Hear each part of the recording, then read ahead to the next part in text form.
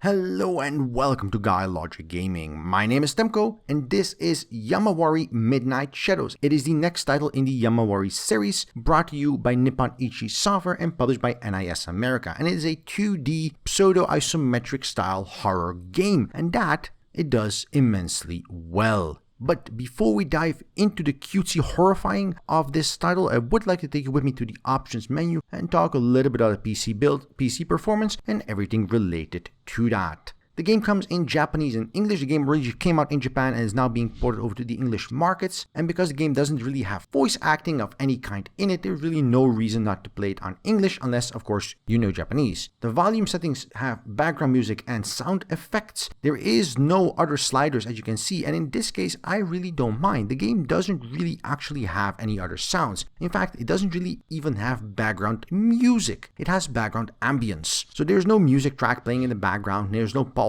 pounding beat hitting it up as you go into a layer or something or other. The game is all about ambient noises, crickets in the forest, rustling leaves, all that kind of stuff that progresses through the entire game and sets that abandoned nighttime outing atmosphere that the game really goes for. So background music really does do that. Sound effects are everything from your heartbeat to monster effects to screeches to everything in between. So getting these to the proper levels is fairly important. I have them pretty low, but again, I'm not a horror experience guy, so being scared shitless is not really my thing, so I put them a little bit lower to deal with that. You might want to put them a little bit higher to have that more horror experience. That said, there is an issue here as well because the display only has very limited support for resolutions, with merely the most basic of resolutions available. And the display also only having full screen or windowed modes with no full screen window available at all, which is also always a little bit of a shame. The inclusion of FeeSync though is fairly nice, though I have to mention that I've had some serious screen tearing in place that thankfully FeeSync fixes, but without that, really did negatively impact the game experience. Moving further on, the game does have several control schemes available in keyboard settings as well as controller support overall. Obviously, the game is also designed from console first, so all of this extra stuff is nice that they added it for the PC. They could have done a little bit more work in my opinion on making it prettier and nicer compared to some of the other parts of the menu. As you could see, the background music sliders look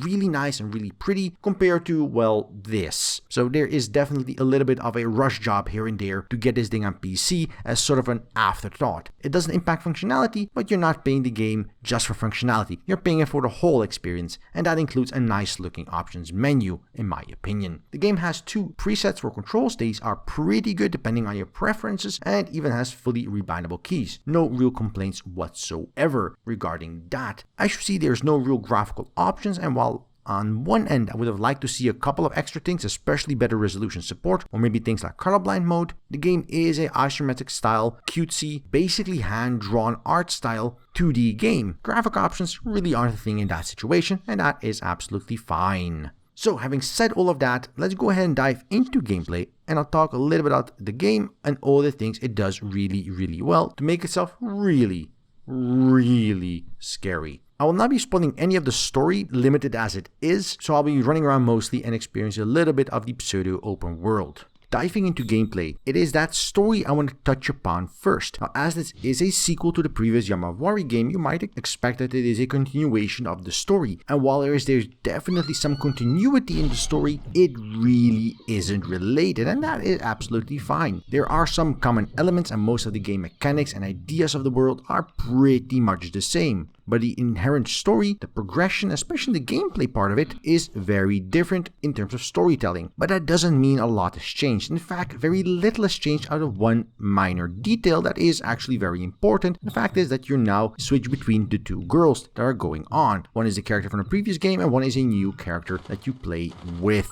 It is a very interesting duality where you play in the same town but in sort of parallel areas. They're separated, you have to find one another, and it is a very cool thing because you are working off one another's clues and ideas and trying to sort of position yourself in the locations you might need to be. That said, the game also still falls to the very same pitfalls its predecessor did, and it really doesn't fix any of those issues you might have had with the title. But if you felt those issues weren't major, this game does have a ton to offer that you will definitely enjoy while being scared shitless. quite literally. So what do I mean about the differences and things that they haven't fixed? Well, the first thing is the save point system. One of the things I really disliked about the previous title was the way the save points work. Now, not the save points in themselves. I really do enjoy sort of little shrines you go to with coins and save up and then go progress to the next stage or the next shrine, or even backtrack, save to a previous shrine. And when you die, you don't really have to rerun an hour or 2 hours of gameplay or rely on some fiddly autosave feature that the game might or might not grace you with at any given time. You are in control of when you save, you are in control of how much risk you take going forward or backtracking to a known save location,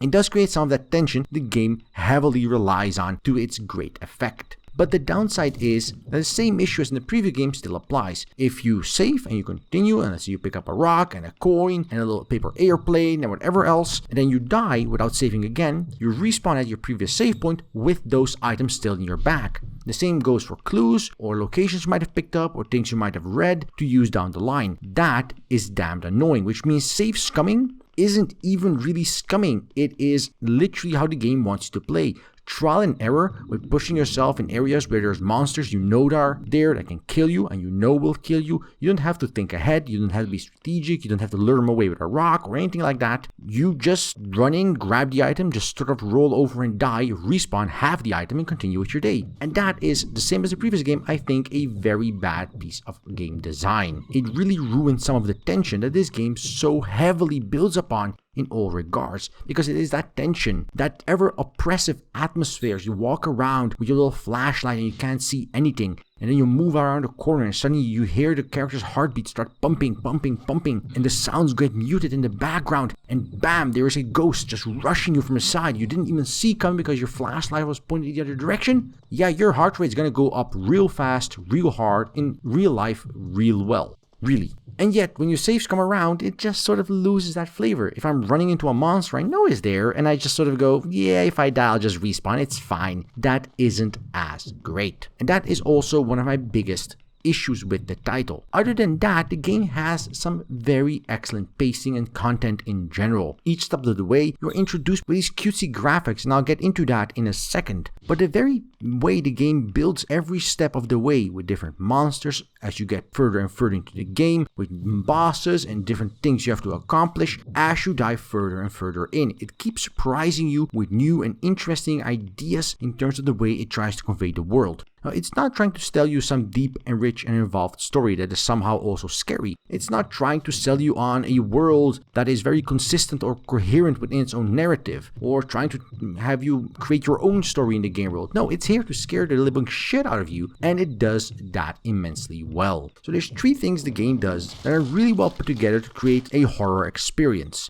But before I explain what those 3 are, there is one key component to that doesn't really actually have anything to do with horror, and that is the art style. See, due to the cutesy and graphically very calm and very nice nature of the game, and these crayons in the art menus and the map being drawn on like a piece of paper, you get the idea that you're in a children's tale, and children are running around, playing around, just having fun in the neighborhood after dark with a flashlight. That is what the game conveys in every step of the way. Like, even on the map, there's these little post markers and things are there with tape stuck on, and everything is colored in like a bridge. It all conveys like this cute, childlike, really enjoyable atmosphere that children are playing around. And honestly, if this game had these ghosts be other kids dressed up as ghosts, it would fit right in and just be a nice, fun experience for any family with a young child. But that is the very deception Yomawari does on you. Because of that cute art style, because of the way the game sort of puts itself in an isometric view and even shifts that around on occasion to create these amazing, beautiful locations to look at, it sort of puts you at ease in an expectation of something that the game then turns around 180 degrees and shoves straight down your throat in terms of blood, gore, and absolute horrifying death and murder. Because of this cute graphic, the horror elements strike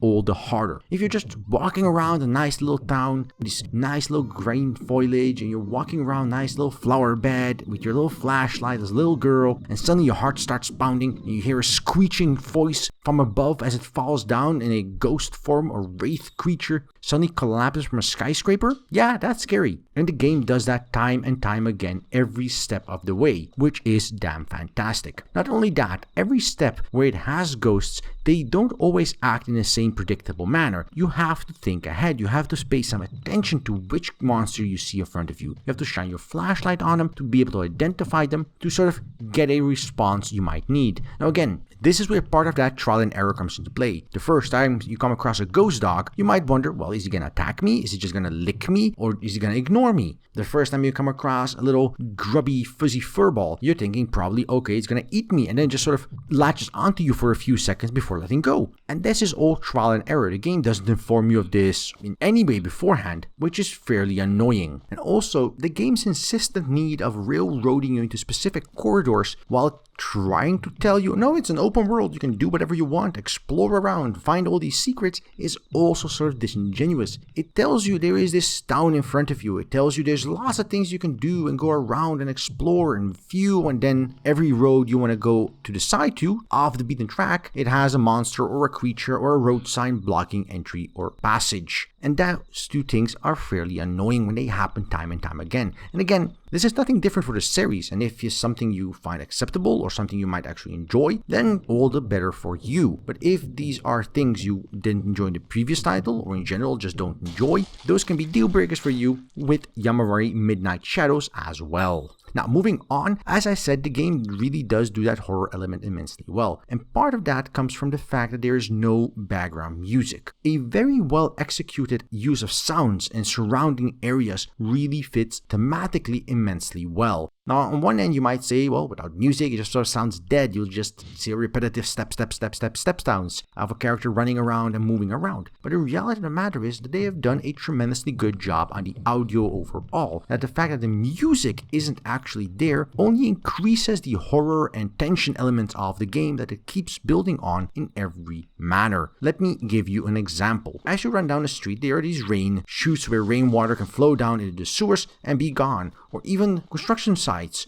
or concrete versus grass, or even leaves on the ground when you go into a forest. These steps all sound distinctly different, and because you're never just running around on the same little patch of land continually, these shifts matter. And because you have to pay attention to what sounds you're making, you're not just listening to the step of your footsteps, you're also listening to any little beat of heartbeat. Are you hearing ambient noises from creatures moving on the street? Are you listening to things that might happen? Maybe there's a dog barking that gives you an indication of where something might be. Because you're so focused on trying to figure out what is going on and where all these ghosts are, because if they hit you, they can kill you in one hit, you're always paying attention to everything. And you never really notice a lack of music as something negative, because the silence that is penetrated by audible heartbeat thumping sounds when a ghost comes by, or just any other sound that comes from the ambience and from the creatures in the world only comes in much harder. There's been several times when I was walking around or moving around through the game world where a creature would appear from a corner, which I could have seen beforehand. It wasn't even a jump scare, though the game is definitely fond of those, that I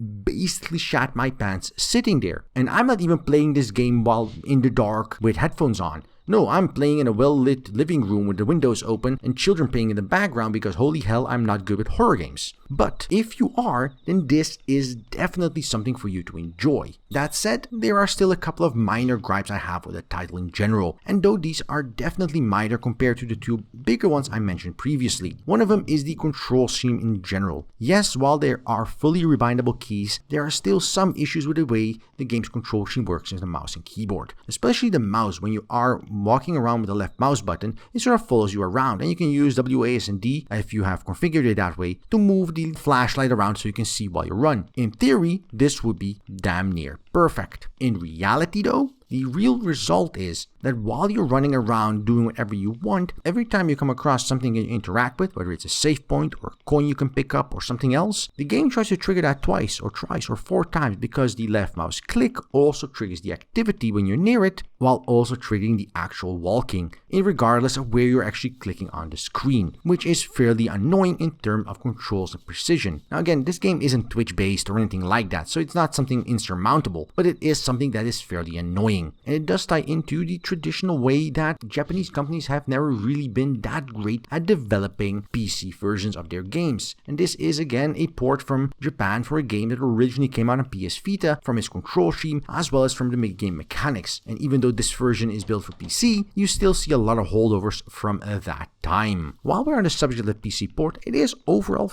very robust. While I would have liked a little bit more control over the interface in terms of resolution options, in terms of windowed or full screen, and overall the game does do a pretty good job at being stable, solid, without any issues. Now my system, it is having some serious screen tearing if I disable VSync, but if I keep VSync on, it is smooth sailing with 60 FPS all the time. No real issue, and that is to the game's credit. It is fairly well put together, but the game's resolution is also set in stone, and playing it at a high resolution does really start to show its visual fidelity, sort of showing its cracks at the edges. It's not designed to be played at 1080p or even higher resolutions such as 1440p or 4K resolutions. It is designed for 720p displays like on a PS Vita, and that definitely shows in the title. And when you zoom in that much by stretching out all the pixels, you start to see some of the lack of detail that gets apparent when you show it up at that level, which would never be visible and really isn't visible if you try to play this game at 720p. Altogether though,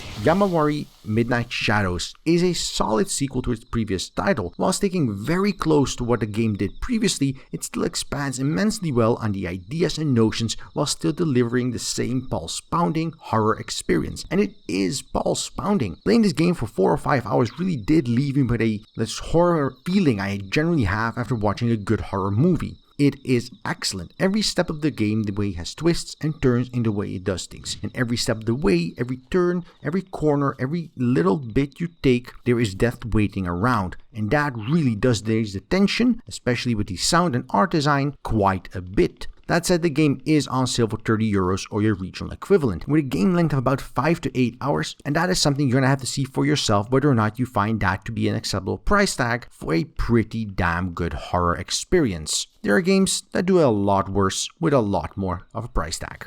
So in conclusion, Yomawari Midnight Shadows is scary, cute looking, atmospheric at all times, and does provide a pulse-pounding experience for anyone looking for that horror thrill. The game sets out to do one thing and one thing alone, and that is scare the living shit out of you. And it does so with nuance, detail, and a finely crafted world where it paces you through with a couple of little tricks up its sleeve. That said, the technical PC port doesn't really look great on higher resolutions compared to its 720p counterparts, and there are some issues with stability and crashed desktops on rare occasions. Overall, a really solid experience and a really solid addition to the Yomawari series. If you enjoy the previous title, there is really no reason not to pick this up. And if you've never played Yomawari, well, this might be a reason to pick it right up. A truly excellent horror experience. Yomawari Midnight Shadows is available over on Steam for €30 or your regional equivalent, and you can check it out in the link down below. Thank you for watching. If you liked this video, press that like button down below. If you didn't like this video, press the dislike button for exactly that purpose, and leave a comment. Tell us what you think of Yomawari Midnight Shadows or its predecessor or this kind of game in general. I'd love to know. And if you want to see more content like this on the channel, just press that subscribe button down below and we will deliver. And if you want to support GuyLogicGaming further, you can check us out on Patreon with a link down below. So I wish you a good day, and until next time, right here on GuyLogicGaming.